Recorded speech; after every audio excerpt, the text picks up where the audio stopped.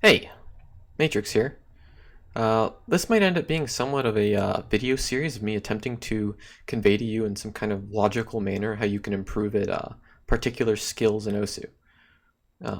Because AR11 is the skill set that I'm the most knowledgeable about, I thought I would start here.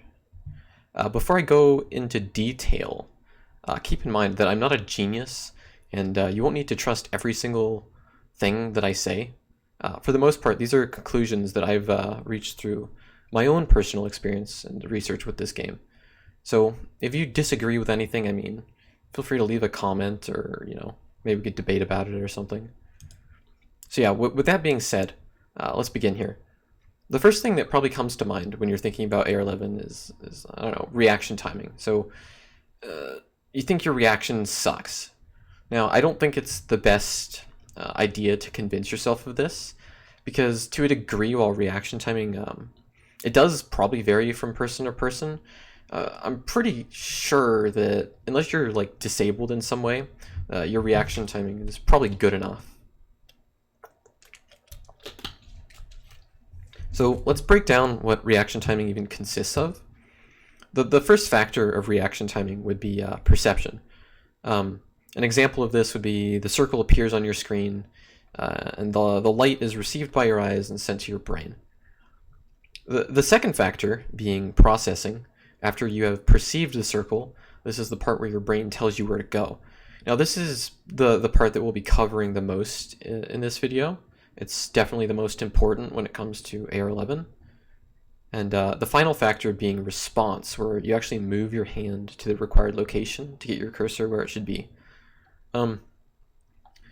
With these being stated, let's now try to look at them a little bit deeper. I'm not going to touch on these in order because processing is just by far the most complicated and very necessary to elaborate more on. So I'll quickly brief you on some of the requirements of the lesser important factors, but I'm not going to go into any extreme detail, just because it's just not necessary.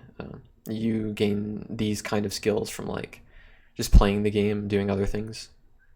So for the first factor, perception, admittedly there's just like, you can't do too much about this. You can't control how quickly you perceive something, unless you're on drugs, I guess.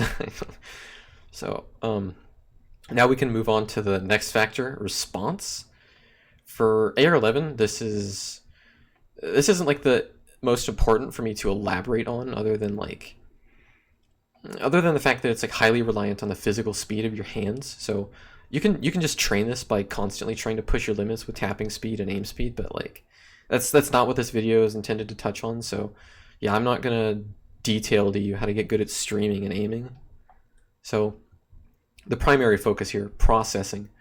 Before beginning with this, I should mention that because this is a video attempting to explain a skill like AR11, this isn't going to apply to players who haven't yet developed any kind of like advanced processing ability. Personally, I wouldn't recommend thinking about AR11 even until you're like comfortable with like 6.5 stars and already 10.3 for sure. So yeah, to begin with processing, when it comes to aim, we see the circle on our display, and through repetition of consciously moving our cursor to the hit circle, we've developed muscle memory, which essentially just enables us to turn this into like some kind of subconscious task. Like at first you're moving your hand, you're seeing it on your screen, and you're moving it in like the general direction to learn where to go. And it just gets in your muscle memory eventually through just constant repetition. So it's like at some point this stops improving to any like significant degree, because once you're consistent enough with your area or DPI, this is no longer like an active task, and it becomes way more of a passive task. So well, now before you flame me for this like incredible oversimplification of processing in this game, I'm very well aware that there is way more to it than that, but the topic I'm discussing today is AR11, and I don't believe it's necessary to elaborate on more than that. So to continue, it's pretty well documented that the more you respond to a particular stimulus, like the stimulus being whatever you're reacting to on your screen, the faster you'll get at reacting to it. So to put that simply, just by playing a lot of higher AR, you'll continuously push yourself out of your reaction comfort zone, and you'll just improve at reacting to that particular stimulus. Now, to be quite honest, like 300 milliseconds is honestly really easy in this game. Some people might hate me to say that, but I'll go ahead and elaborate on that a lot more. There's a reason for example, like why a lot of people find more difficulty in AR11 maps that utilize more rhythm than 1 to 2 jumps. And well, for processing so far, I've only covered aim, and this is just by far the easiest part of playing AR11. When it comes to tapping, we either identify a note as a single or a stream, and our brain tells us how to click. I'm putting that pretty simple because, I mean, I don't really feel like it's necessary for this topic to elaborate on things such as like how we know how many times to click when we see a stream, because you're not using audio for that. That's just the metronome, and even visuals. I mean, you're using the visuals for sure, but yeah, I'm not going into it. I'm not going into it. Take this example. We have this photo here of this singular note. You see this circle on the screen, and you're like in the middle of reacting to it. So here's where the problem comes. You haven't seen the second note yet. This is a double. The next note appears, and because we're not reading every single note in this game individually on like streams on 1/4, our brain like differentiates between streams and singles. So this actually means our process of reacting starts over, and now this note, which we previously thought was a single, was actually a stream. So technically we're reacting to like the second note of the stream, I guess you could say, because you don't know it's a stream until you see the second note.